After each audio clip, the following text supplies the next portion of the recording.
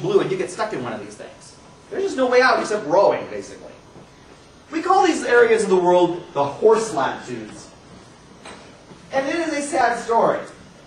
Because the horse latitudes were a very bad place to be if you were a horse on board a sailing ship. Let's say you're on board some Spanish conquistador galleon ready to go spread smallpox in the New World. And you are a horse on board. Okay, no, you're not a horse, you're a sailor. You're a sailor. Let's see, the ship is not going anywhere, and you're running out of water, and the horses drink like horses. Right? What do you suppose you get? Well, you do. You eat the horses, right?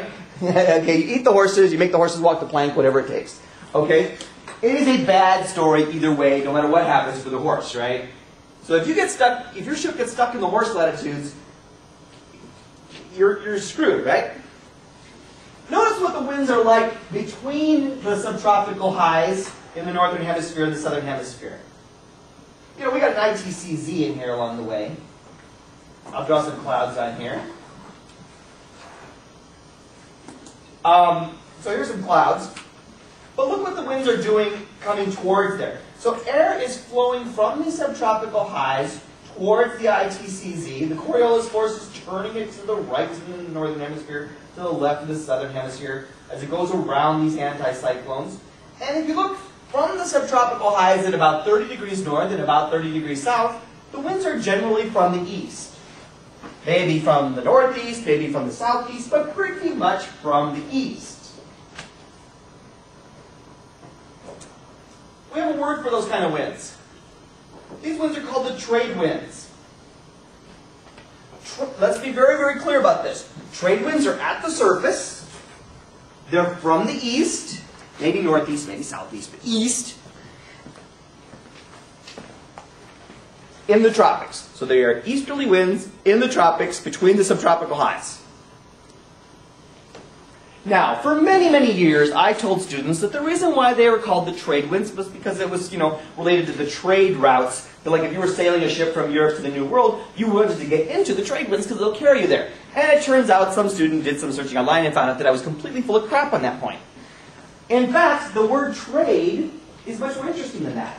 Because it does not mean trade as in commerce, it means trade as in the same Greek prefix that gives us the word tradition.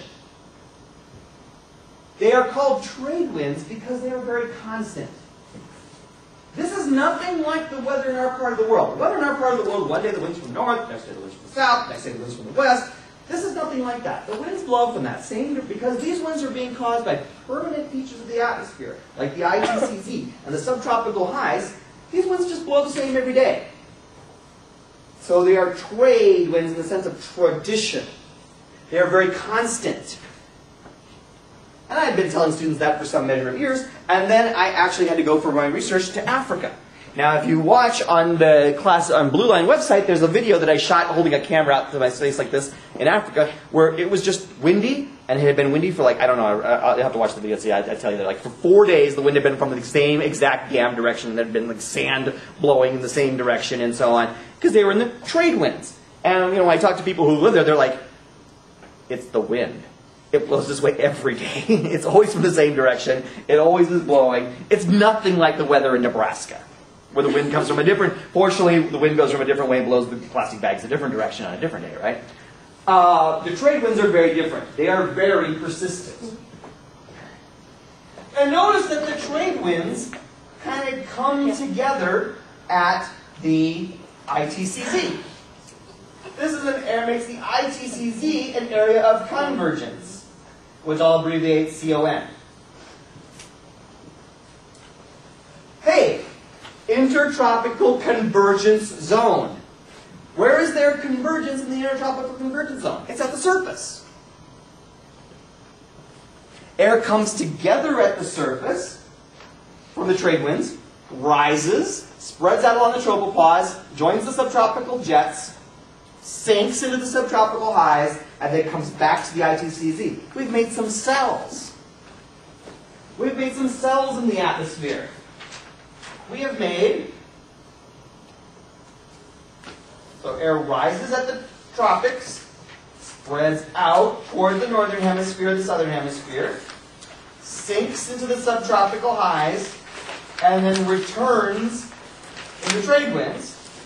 We have an area of convergence at the surface of the tropics, and we have an area of divergence aloft. We've made two cells. But they aren't exactly what Sir George Hadley thought while sweeping up dog hair. Golden Retriever shed. But they're pretty close. I mean, he didn't know about the Coriolisforce. If he didn't know about the Coriolisforce, he probably would have gotten it pretty much right. That's why we call these things Hadley cells. There's two of them. One in the northern hemisphere, one in the southern hemisphere. And they are this business of air rising in the tropics, spreading along the tropical pause, sinking in the subtropical highs, and returning in the trade winds. And the air just flows around in these circulations. Neat visual stuff. Hey, let's fill in one little gap on this. Since we're telling stories about ships, what if you get your ship stuck under the ITCZ? Now, for reasons that are a bit technical, feel free to take ATS 553 Tropical Meteorology to learn more about it. In the ITCZ, the winds are fairly weak. Okay. It's not obvious from this explanation why they would be weak, but they are. So the winds under the ITCZ itself are pretty weak, and it's just raining. Well, that's a great place to get stuck, too. Anyone ever see that stupid movie? I can't remember who's in it. Master Commander, The Far Side of the World, or something like that? Russell Crowe. Russell Crowe, yeah. Stupid movie. But in one scene in the movie, they get stuck under the ITCZ. And it's a sailing galleon. I mean, there's no place to go. There's no wind, and it's just raining. And they just, I think there's like a mutiny or something because the sailors are sick of being stuck there or whatever. It's a really glum place to be. I mean, it's just raining and raining and raining on you, and it's not very windy. We call that place the doldrums.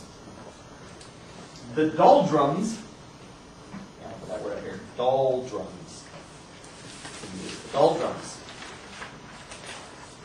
The doldrums are the area of weak winds under the ITCZ. And it just rains like hell there. And if you get your sailing ship stuck there, you're also not going anywhere. Until, for whatever reason, the weather pattern changes or whatever. But by and large, that is not a good place to be. Now, this is probably not your association with the word doldrums.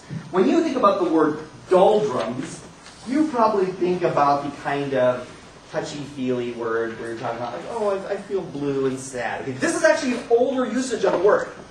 Okay? The idea of feeling blue and sad comes from this usage of the word. The doldrums were probably a place where if you were a sailor, you did feel a little blue and sad because you were stuck. And it was raining. And it was going to keep raining and you were going to keep being stuck. So the idea of the doldrums, like as in the psychological condition, comes from the doldrums as in the meteorological condition underneath the ITCZ. Cool.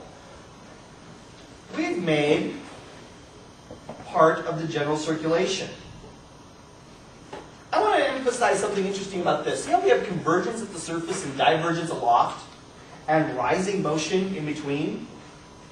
It pretty much has to work like that or like the opposite. Either we have situations, because we're going to see this pattern over and over again. Either, this is a terrible pen. I didn't get the walls, right? Either winds converge at the surface, they've got no place to go but up, and then they spread out when they hit the tropopause, they diverge, or the opposite happens, where air diverges at the surface, air has no place, and it's got to come from someplace, so it sinks down into that area of divergence, and then air replaces that by converging aloft. It doesn't really mean a lot to use words like convergence and divergence without following them with words like at the surface or aloft. Because convergence at the surface means rising motion. Convergence aloft will mean sinking motion. And because we know that there's a difference between rising and sinking motion in terms of like whether or not you'll get clouds, this is an important difference. It's kind of the important difference. So far we've seen one weather feature that looked like the picture here on the left.